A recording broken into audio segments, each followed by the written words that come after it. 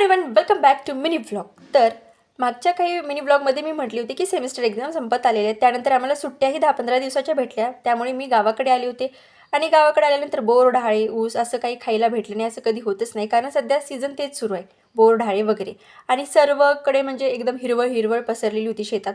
आणि थंडीचं वातावरण दिवसभर म्हणजे एकदम छान सूर्यप्रकाश आणि संध्याकाळी पहाटे पहाटे थंडी, ती एक वेगळीच मज्जा असते. परत शेकोटी करून तापणे वगैरे. आणि आमच्या शेतामध्ये खूप छान असा गहू आलेला आहे. मग तिथं सायंकाळी नाहीत, आपण दुपारी 3-4ला पण गेलो तरी अजिबात काही असं ऊन लागत नव्हतं. एकदम थंड वातावरण आणि त्यामध्ये सूर्याचा प्रकाश भारी वाटत होतं.